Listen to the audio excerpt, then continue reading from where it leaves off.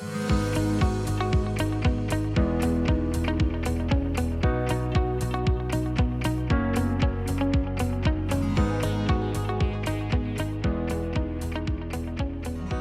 and welcome to the Creation and Conflict podcast, where our goal is to focus not just on Genesis, but why too many Christians are more interested in conflict than the creation. I'm your host, Daniel Eaton, and I'm excited about starting this podcast. Why? Well, Matthew 12:25 states that Jesus knew their thoughts and said unto them, Every kingdom divided against itself is brought to desolation, and every city or house divided against itself shall not stand. In Proverbs 6:16 through 19, it says, There are 6 things that the Lord hates, 7 that are an abomination to him: haughty eyes, a lying tongue, and hands that shed innocent blood, a heart that devises wicked plans, feet that make haste to run to evil, a false witness who breathes out lies, and one who sows discord among the brothers. Romans 16:17 through 18 says, I appeal to you, brothers, to watch out for those who cause divisions and create obstacles contrary to the doctrine that you have been taught. Avoid them, for such persons do not serve our Lord Christ, but their own appetites, and by smooth talk and flattery they deceive the hearts of the naive. Now, you ask what those verses may have to do with a podcast about creation. Well, it's important to realize that a specific view of creation, as far as how it happened or when it happened, has never been in a historic creed of the church. The church history is full of debate on the topic. It's never been in a definition of orthodoxy, of what is Christianity.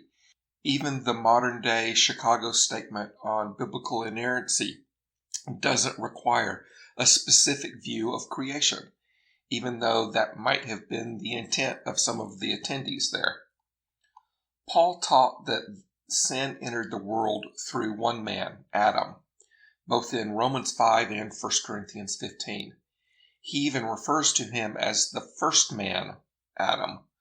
But the doctrine of sin begins with Adam, not with when Adam lived or the precise specifics of when and how things happened before Adam came to be. For us to cause conflicts in the church or in society over pre-Adam stuff is something that we really should avoid. Not only does it distract from the mission of the church, but it actually harms the mission of the church and our effectiveness to follow the last command that Christ gave us, to go into all the world and make disciples. Yet today we find ourselves in a situation of dogmatic battle lines where everything is partisan between science and faith, with both sides believing that their particular position is self-evident, that it's clear.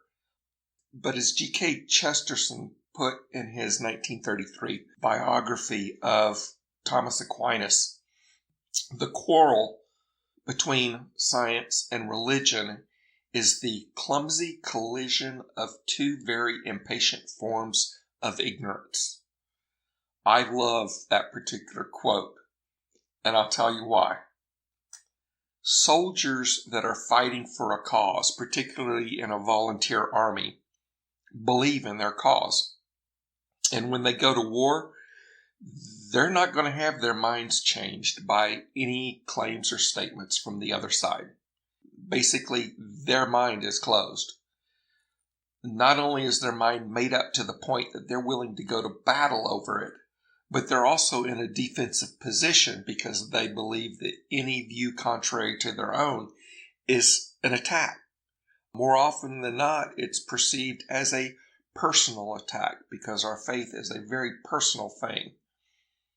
They don't hear the other side in order to understand it.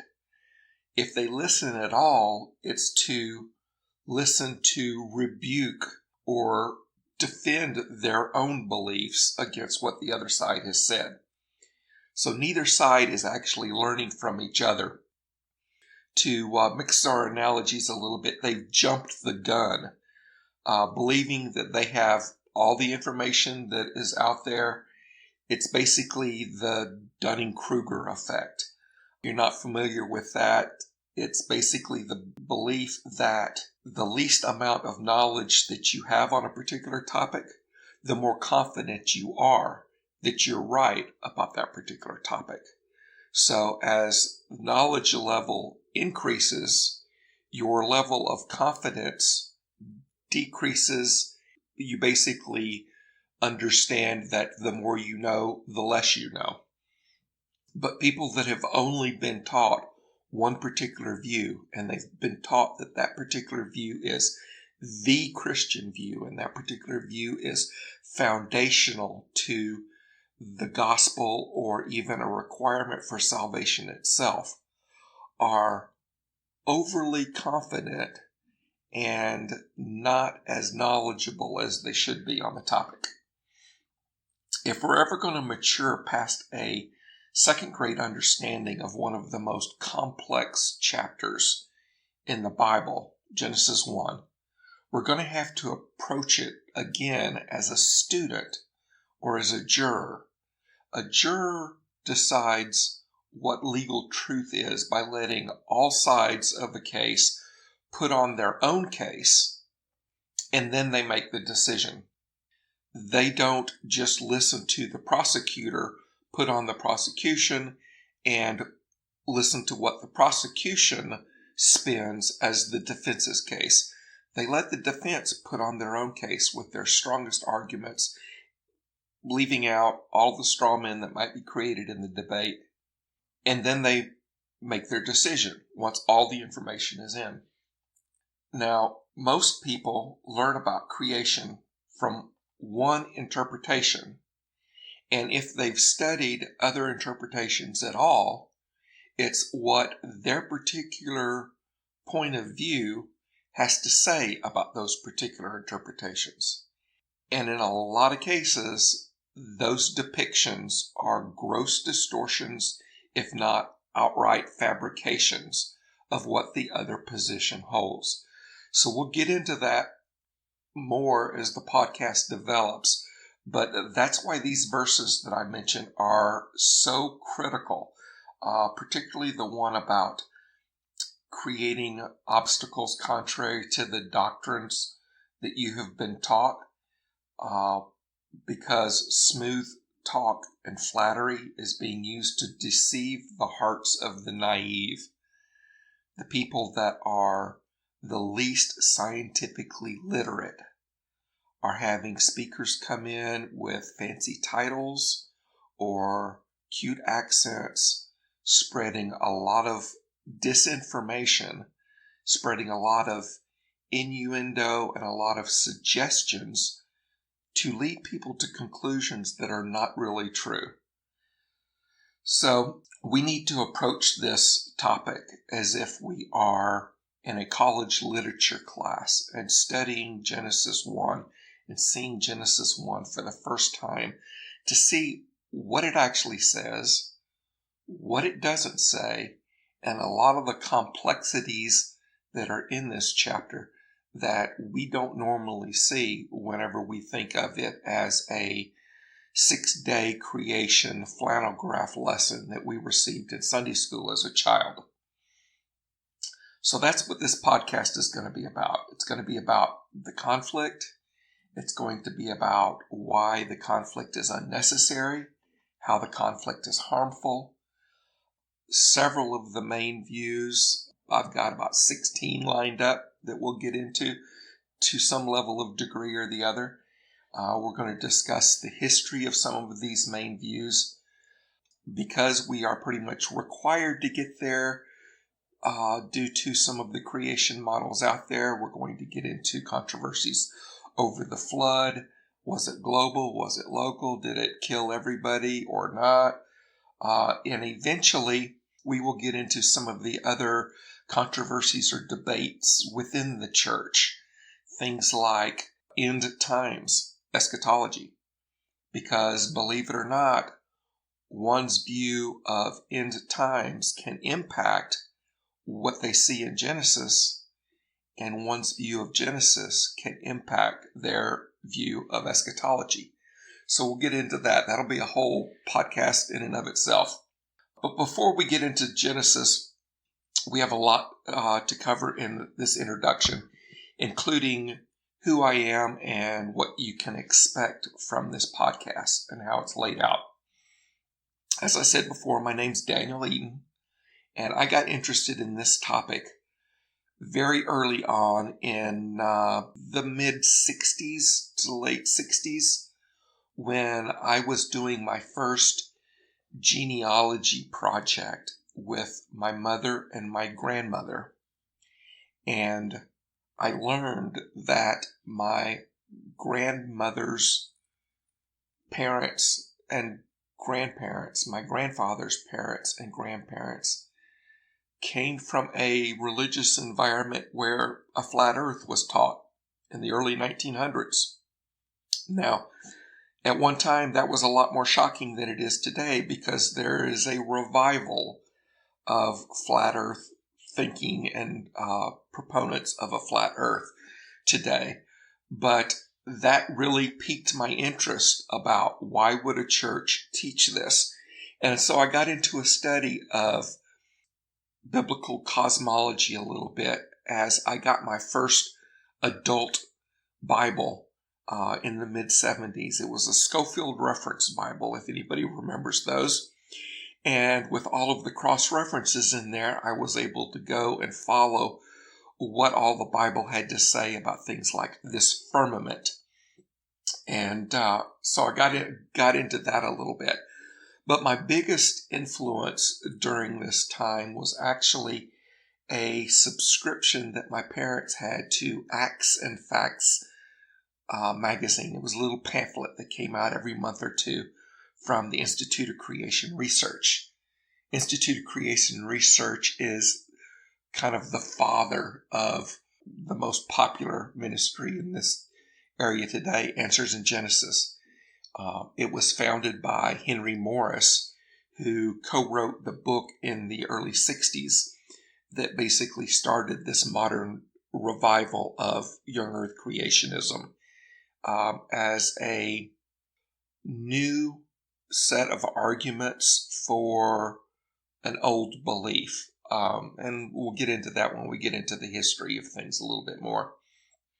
But the church that I went to at the time was very legalistic. We did not go to movies. We did not have a TV. And so whenever they brought in creationist movies to show to us, it was a really big thing for me as a child because I didn't have a lot of exposure to that particular form of entertainment.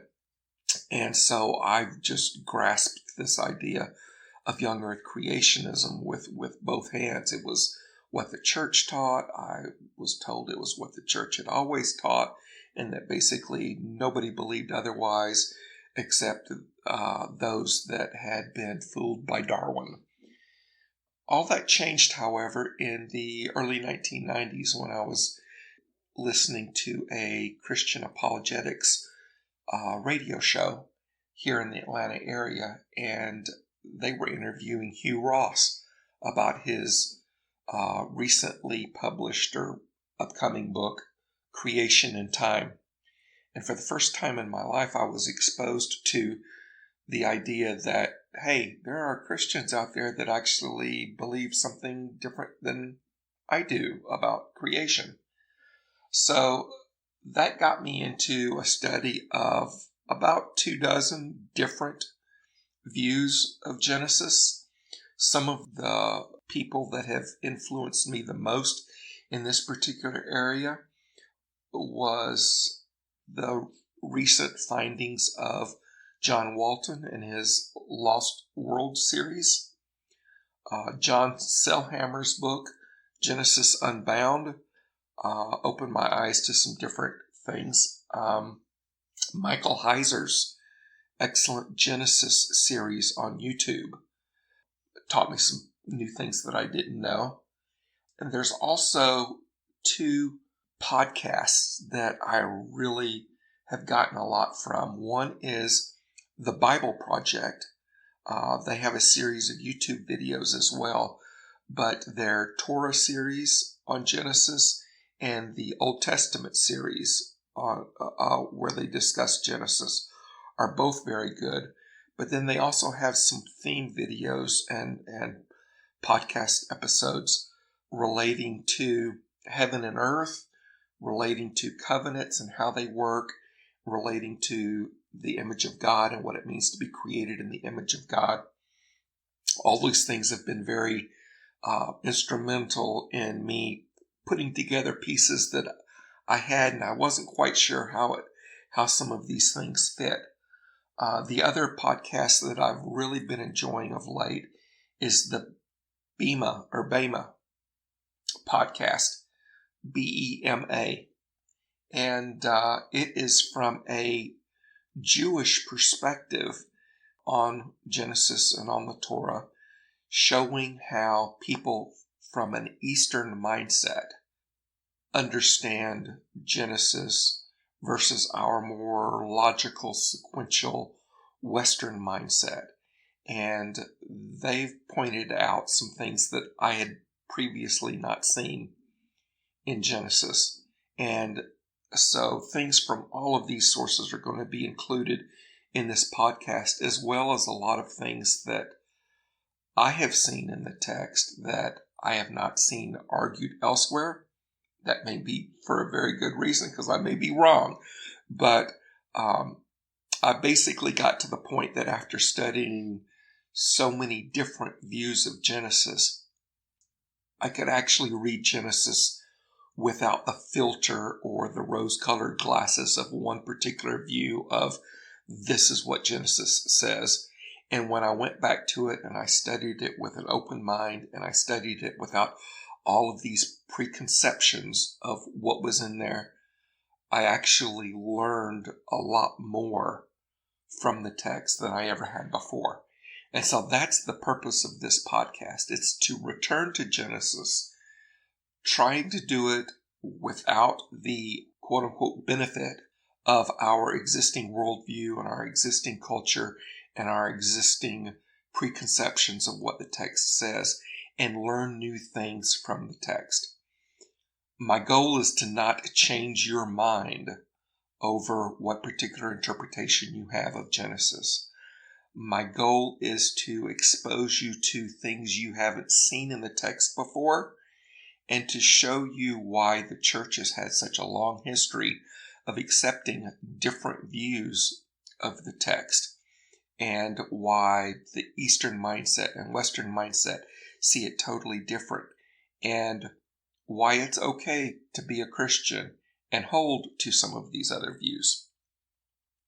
So what can you expect in the podcast? Well, it's not going to be on a very precise schedule, depending on health issues that I have, depending on my schedule, and depending on when I can find quiet time at the house. I will be recording bits of my Kindle book that are on Amazon or reflections from that, as well as some lecture series and blog posts and different things that I've written over the course of the last 20 years. And I'm going to be doing this in a slightly unconventional way, in that if you want to listen to the podcast in the order in which it is recorded, you can use your favorite podcast software to sort it by publication date and listen to it in that order. But I'm going to be using the season and episode tags for the podcast to categorize the topics of the podcast. So if you're only interested in Genesis 1 topics, those will be listed under season 1. And I've got about 10 episodes of that already outlined of what I want to cover there. Genesis 2 and the topics of the Garden of Eden and Adam and where did he come from and when was he here and was he the first human, was he the only human. All of that stuff will be covered under season 2 of the podcast. And I've already got a couple of episodes laid out that I want to cover there. Season 3, likewise, will be Genesis 3. And that will get into the fall and what is death? Was it spiritual death? Was it physical death? Those kind of issues. Was it a snake even? We're going to get into that. Season 4 is actually going to be on things that influence our view of Genesis. And I'm going to be doing season 4 early on in the podcast so that we can understand how the things that we know, the things that we believe to be true, our particular worldview, even our language, all makes us see Genesis through a particular set of glasses, and how sometimes that can be a help, but sometimes it can be a hindrance in seeing other things that are there. So I'm going to be covering about 4 episodes or so of this 4th category, or season 4, early on in the podcast, right after the introduction and a couple of other episodes, before we get in depth into Genesis 1. Season 5 is going to be about the history of this topic. It's going to include what the early church fathers thought, some of the writings of the early church fathers on the topic, and it's going to include things like the Scopes monkey trial and different things like that, kind of from a historical perspective.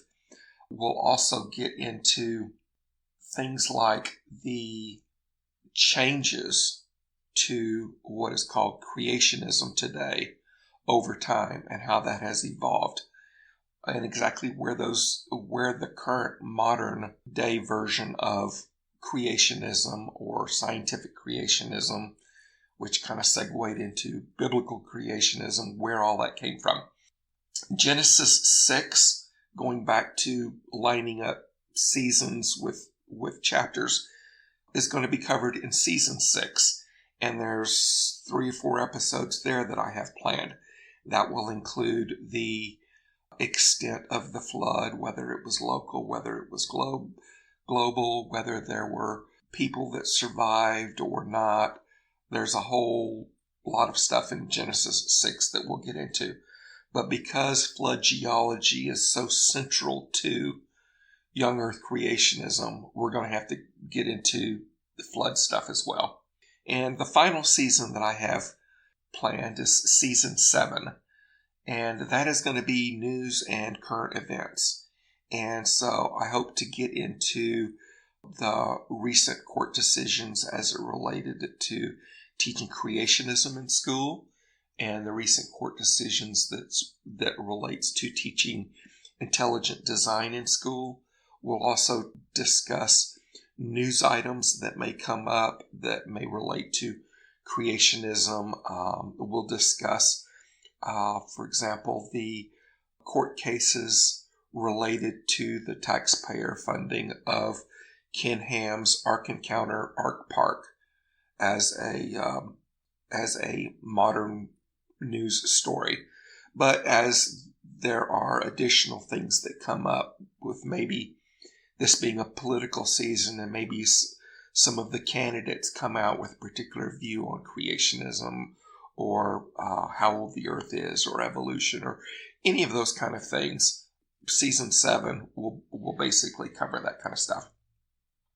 All told, I have about 30 different episodes that I would like to cover. But this is the important, critical part. If you don't take anything else away from this introduction, take this. The purpose of the podcast is not to stir up debate. Like I said, the very context of a debate sets up a relationship that is in conflict from the very beginning. And nobody learns if they're in a relationship of conflict. All they're interested in is winning the battle. Out of necessity, we will be discussing the different views, but the goal is to show why Orthodox Christianity has accepted these different views. And the ultimate goal is to get people back to acting like what the Creator desires from us in conversations that are characterized by love and grace and humility, and a lot of the things that you do not see when you go to the average creation versus evolution or young earth versus old earth forums or groups on Facebook or whatever. Instead, we want to be discussing these things and learning more about what is in Genesis so that we can, as much as possible, diffuse this mindset of conflict and confrontation. Now, if we run out of all the issues related to Genesis and creation and evolution and intelligent design and all of that to talk about, there are also several other conflicts and debates that have occurred throughout church history that we can delve into later. So it will get into maybe diffusing things like views on hell or views on end times or whatever, views on baptism or Catholicism versus Protestantism or whatever. Those are also conflicts that we can, hopefully using the groundwork of what we've covered in Genesis, we can apply that same mindset to looking at some of these other things so that we start seeing fellow Christians as believers in the same God, seeing them as fellow Christians and not the enemy. And we start seeing the world around us as somebody that needs to be reached and not conquered. Diffusing this idea of conflict is why I chose the URL that I did for the podcast. You can go to anchor.fm/conflict. That's anchor.fm/conflict. And that's where you can see the episodes. You can read the show notes. You can even post questions. If we get a lot of questions, we may even have some season 7 episodes on questions and answers. You can also reach me with comments, suggestions, questions at creationandconflict@gmail.com. So thank you again for listening. Thank you for subscribing. Please share this podcast with your friends. Share it in any groups that you might have where you think that this might be beneficial.